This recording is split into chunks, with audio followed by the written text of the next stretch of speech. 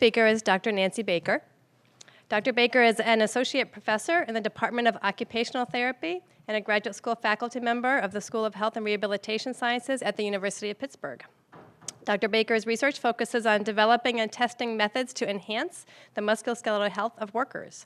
She has received funding from the National Institutes of Occupational Safety and Health, as well as several foundations and university grants. Thank you, Nancy. All right. Well, it's a great pleasure to be here, and I do want to thank Julie and Mary for inviting me to come talk today. I feel like I should be doing Dr. Rogers' song, One of These Things is Not Like the Other. For one thing, I'm the only person who's not from Boston here, so figure I'm not going to talk about measurement.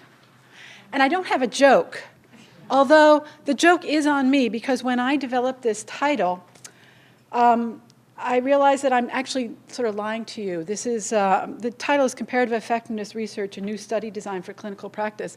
The joke is this really isn't a new study design. This is really an old study design, but it's got a new thought process behind it. And I hope when I'm done talking, you'll sort of understand sort of the evolution and what this new paradigm is in research. And that's sort of what I'm going to be hitting on today. So I'm going to talk a little bit about what comparative effectiveness research is. I'm going to talk a bit about the characteristics of CER. And then I want to just give you some exemplars from my own research that sort of characterize how CER is being sort of applied today. And hopefully when I'm done talking, you'll have a better idea of all this buzz that's going on about comparative effectiveness, because really it is a buzzword that's going around, and you read about it and hear about it a lot. So I took a definition from the Institute of Medicine, because they're smart guys, and they came up with a nice way of describing comparative effectiveness, which is that it is the generation and synthesis of evidence that compares the benefits and harms of alternative methods to prevent, diagnose, treat, and monitor a clinical condition or to improve the delivery of care. Sort of simplifying that down, and this is a very simplified idea behind comparative effectiveness, it is essentially a head-to-head comparison of two or more viable methods to identify which is most effective for whom and under what circumstances. That's it very simply. However, the comparative effectiveness research paradigm is very broad in what constitutes comparing these two methods and what the use of these comparisons are going to be used for. It's very different than what it used to be when we did this kind of research 10, 20 years ago. So, comparison effectiveness research is really not a new study design. It is still health services research. It's still a method of looking at what is the best type of intervention for people. It's an effectiveness type of study. What makes it different is the focus of where the research is going to be used and how they use individuals like stakeholders. Stakeholders have become very, very important in comparative effectiveness research. It used to be you did research and you sort of ignored the people who were going to use it, and you thought you knew best. That is not acceptable nowadays. Nowadays, because patient-centered research is so important, the stakeholders are becoming a monumental part of the research team. And additionally, comparative effectiveness really focuses on the real world. Things have to occur, take place, and be studied in the real world rather than in some hypothetical world. And the overall purpose of comparative effectiveness research now is not so much to show that one thing works better than another, but to provide tools for those stakeholders to make decisions about things. So the overall outcome of this research is not that this works better or this doesn't work or whatever. It is, how can you use this in practice? What can you use this for? So that's a very big shift in how research is done in terms of some of the study designs I'm going to talk about. Now, what is some of the underlying reasons why comparative effectiveness research has taken off? Why has it become a buzzword? Well, again, the Institute of Medicine did a study, and they identified several reasons. What this group did was they put together they did a study where they looked at the Medicare Medicaid database, and they looked to see the cost of care in various regions. And they divided these regions into up the lowest quintile up to the highest quintile. Lowest quintile being the cheapest, highest quintile costing the most. And they looked at this study, they looked at these areas after controlling for socioeconomic variables to try and identify what care was best. And what they found was that those people in the lowest quintiles, which were the referrals, had a mortality rate of approximately 1, because they were the referrents. But those people in the upper quintiles, their mortality rate was at about 1.3, 1.4. It was much higher than those in the lower quintiles, even though the care cost a great deal more. So what they were brought up with this study was that regional variations in cost of care are really not associated with better outcomes, which suggests that the care that's being done is not necessarily the best care for people and may not be the most effective. So these regional variations are important and are really important that people study. Another area that they identified was that practice guidelines may lack evidence and lead to biased care. So if you look at the practice guidelines, and there are a lot of practice guidelines out there right now, and they start to rate them on these grading scales, A being, good evidence, B being poor evidence, C being, fair, really poor evidence, and insufficient, meaning there's not enough evidence. These various gradings are based on the fact that there is not much evidence out there, and this evidence then can provide, that this evidence then people cannot make good decisions because this evidence is not available to them to be able to guide care. If somebody sees a grade of poor, they may read it as this treatment is poor, this recommendation is a poor one, as opposed to that there is insufficient evidence. One study that was done in this area actually found that of the guidelines that are published out there, only about 50% of the recommendations actually have a good amount of evidence to support them. Now, this can lead to biased care because people will then skip over those recommendations that have poor or fair evidence and go straight to the good ones, which may mean that even though a particular intervention may be effective, because there's no evidence to support it, people may not be using it. So this can bias care. And the example that I had up here was the American Academy of Orthopedic Surgeons on carpal tunnel syndrome. They have a fair amount of recommendations for conservative care for carpal tunnel syndrome, of which the first 6 all have less than good evidence, poor, fair, whatever, and they're all about conservative care. The next recommendation was for surgery, which has good care. So that's going to tend to bias these surgeons towards doing surgery and not dealing with conservative care because the evidence isn't supporting it yet.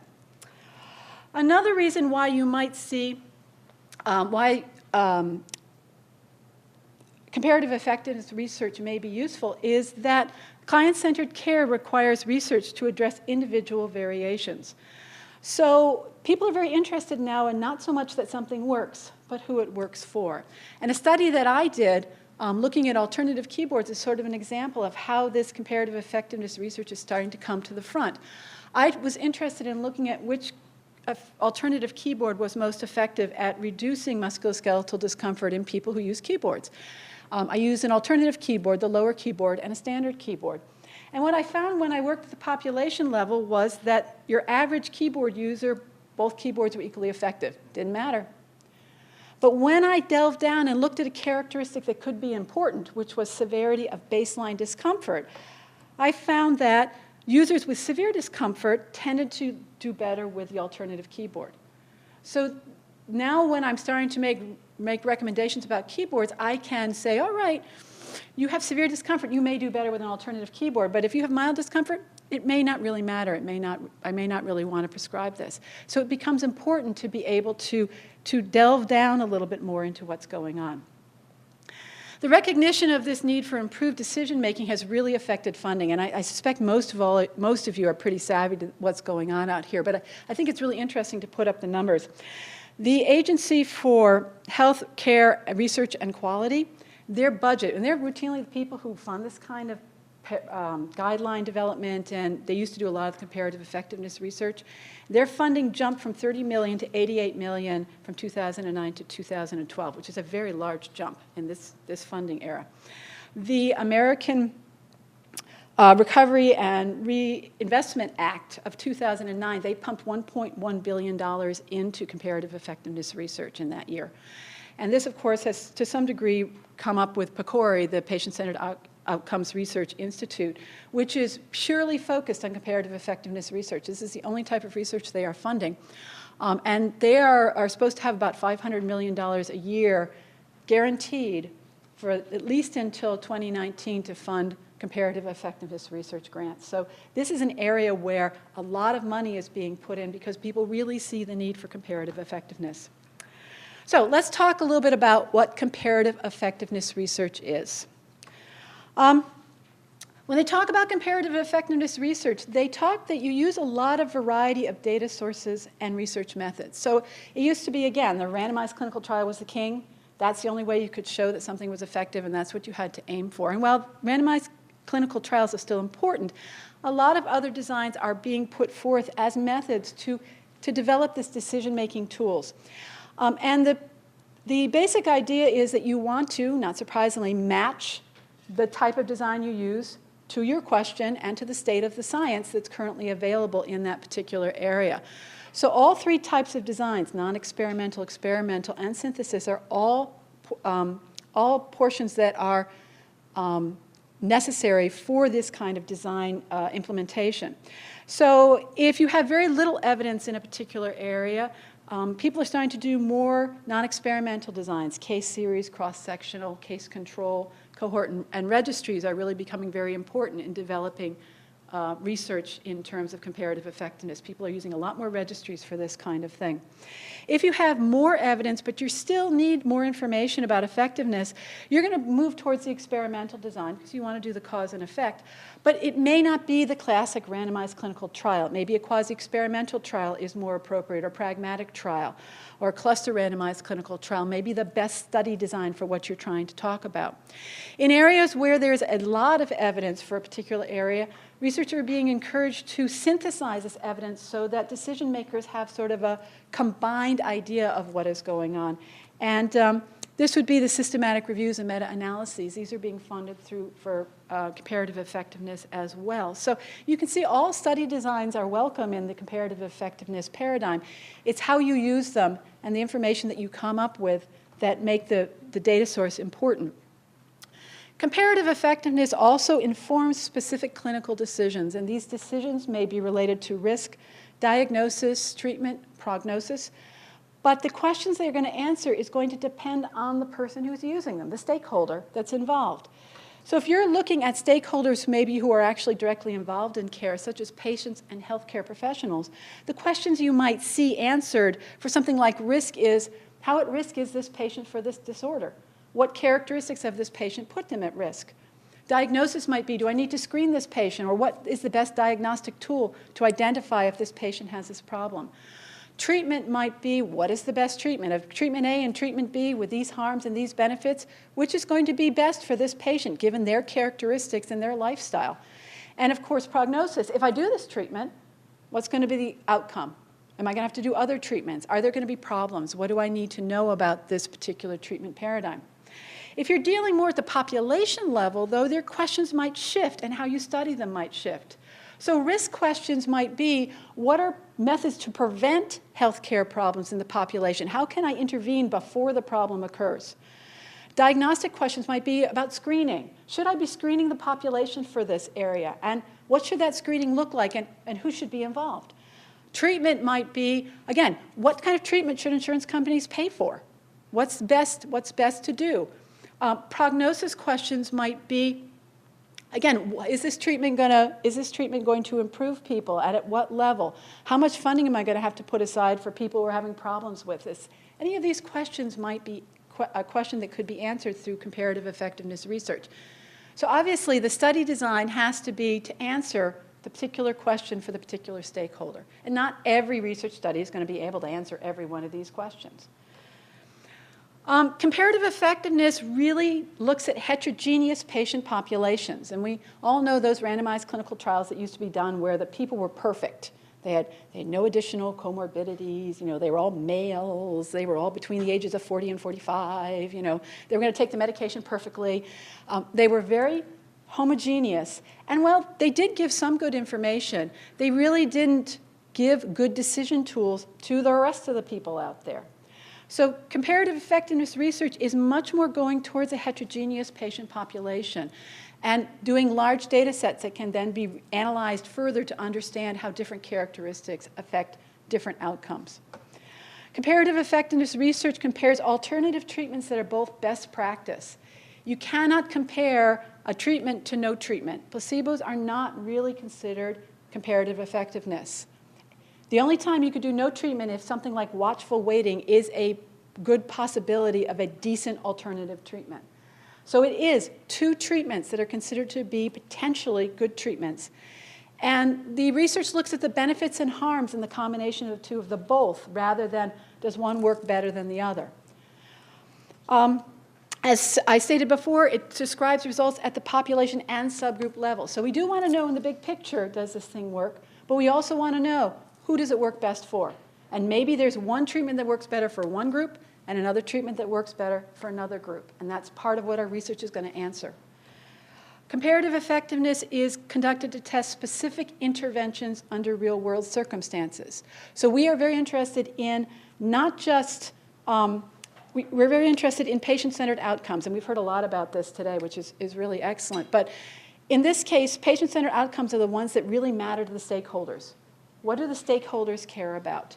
And previous studies have tended to use some of the surrogate measures, so it might look at physiological outcomes that don't really matter to the stakeholder in general. And I think of my own field, carpal tunnel syndrome, and one of the surrogate measures would be nerve conduction studies. Does this treatment improve the nerve conduction? Well, that's great. But the patient could care less. Oh, look, my nerve conduction study improved, but I still have numbness and tingling and can't function. They're not really going to care. So a lot of these patient-reported outcomes, a lot of these performance tests become very important in comparative effectiveness research because they are measures that matter to the patient. Is my quality of life improved? Is my function improved? Do I feel better? In the same sort of fashion, comparative effectiveness is done in the setting similar to practice. You can't do them in the laboratory. You can't do them in only tertiary care centers. They have to be done where they are done so that you can determine if they're going to work in the real world rather than in some ideal circumstances. So comparative effectiveness research really looks at real patients in the real world with the real interventions, trying to understand what works best and for whom. So I want to talk a little bit about some exemplars of comparative effectiveness from my own research. And this is by no means the perfect way to do comparative effectiveness research. This is simply some of the ways that I've dealt with trying to understand what treatment is best for conservative care in carpal tunnel syndrome. So I'm going to talk, just to put everybody sort of in the same, just to put everybody sort of up to date in carpal tunnel syndrome. It is a compression of the median nerve and medium nerve neuropathy. It occurs when the medium nerve, when it goes through the carpal tunnel, is compressed, either because the tendons that travel with it or other structures swell and decrease the space, or because the carpal tunnel area shrinks for some reason and decreases the space and there's pressure placed on the nerve. Carpal tunnel syndrome is very common and very costly. It's common. It occurs about 10 million people annually, and you can see the costs here are pretty high for this kind of illness. It's actually one of the most expensive illnesses in work populations. It also has a significant effect on function, as demonstrated here through the disabilities of arm, shoulder, and hand, the DASH, which is a functional measure. The typical population has a score of about 10 on the DASH. A carpal tunnel syndrome population has a score of about 40 on the DASH. The minimally clinically important difference is about 20.9. So there's a big difference for people who have carpal tunnel syndrome. There's a very clinically important difference in their function as measured by the DASH. So it is something that is common and troubling and costly. So it's something we want to take care of. But the guidelines are very nonspecific on best conservative care for mild to moderate carpal tunnel syndrome. They really aren't that great. And if you look at the American Academy of Orthopedic Surgeons guidelines, their first suggestion, their first recommendation is that a course of non-surgical treatment is an option in patients diagnosed with carpal tunnel syndrome. Now that's pretty vague. I mean, it's pretty vague. And you look at my list of potential non-surgical treatments, what would you choose? And these all have some evidence to support them. I mean, some are better than others, and some have better, more good evidence. But this is a big list. So which one do you do first? Or which one do you do? And then their second recommendation is we suggest another non-surgical treatment or surgery when the current treatment fails to resolve the symptoms within 2 to 7 weeks. Okay, so what comes next? And is it 2 or is it 7 weeks? And what's the dosage, and how should they be combined, and should they be combined? And there are numerous questions here that need to be answered. Okay, so this guideline, conservative care is important, but no one from reading this would really have a clue what they should be doing for conservative care, which is a problem. So One of the things that I'm trying to understand is which conservative treatments are effective for carpal tunnel syndrome. And I've done one randomized clinical trial, sort of a pilot trial, that compared some different treatments. And I also am developing a population-based health records analysis and non-experimental study to try and understand conservative care better. And I'm going to talk about each of these separately, just so you can have an idea of what the design is sort of going to look like. I'm going to talk about the randomized clinical trial first, even though it really should be the second thing, because it's done, and I have some more information about that. So this is a study I did called The Effectiveness of Splinting and Exercise on Carpal Tunnel Syndrome. It was a study where I compared two different splints with two different exercises using a 2x2 factorial design. And this design is very effective for comparative effectiveness research because it allowed me to compare my stretches, a lumbrical stretch with a general stretch. It allowed me to compare my splints, a lumbrical splint with a cock-up splint, and allowed me to compare them separately to see if maybe they worked individually pretty well. But more importantly, it allowed me to divide my group up into different combinations of these splints and stretches, and then I could compare all four potentially viable treatments to see which one might work the best. So that was sort of the overall goal of this, is to see if one of these combinations was better than another at reducing symptoms and improving function in people with carpal tunnel syndrome. We used participants who are very typical people with carpal tunnel syndrome. And again, this is a very heterogeneous population. Really, our only inclusion criteria was that they were adults with mild to moderate carpal tunnel syndrome. And we excluded people only because when they had disorders that really were sort of a different underlying mechanism of the carpal tunnel syndrome. It wasn't idiopathic carpal tunnel syndrome. It was related to pregnancy. A lot of pregnant women get carpal tunnel syndrome just because everything swells up. Diabetes, they get it because of the neuropathy associated with diabetes. And if they had prior carpal tunnel or neuropathies, we didn't see them. But other than that, pretty much anybody, they could be in our study. So very typical population. Our outcomes were important to people with carpal tunnel syndrome. No nerve conduction studies. We looked at symptoms using the carpal tunnel questionnaire. And we looked at function using the same instrument. It has two scales, one that's symptoms and one that's function. And sort of as an adjunct, kind of as a second thought, we added progression to surgery on because we were interested to know if we could prevent people from progressing to surgery. Thinking that if our treatment worked, they wouldn't progress to surgery. If our treatment did not work, they probably would progress to surgery. Not a perfect measure because there are a variety of reasons why people progress to surgery, but a reasonable identification of whether the overall intervention worked. We tracked subjects for 6 months under real-world circumstances. So granted, randomizing people isn't terribly real-world, but the rest of it was pretty real-world.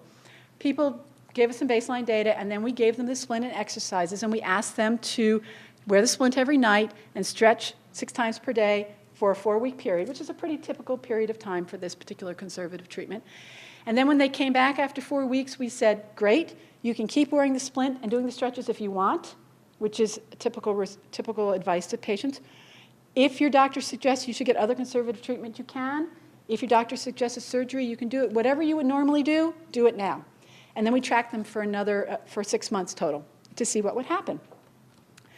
And what we found then, we could compare, because of our factorial design, we could compare the splints and exercises over time. So what we found was that pretty much everybody improved over time. Didn't matter which splint stretch combination they got, they all got better. We could compare between splint to splint and stretch to stretch. So we could look and say, okay, does one splint work better than one stretch all by itself? And the answer was no. They were both about equal, both about equally good. But when we combined the two treatments and things over time, we found that the general splint lumbrical stretch was actually most effective for people at that 3-month period.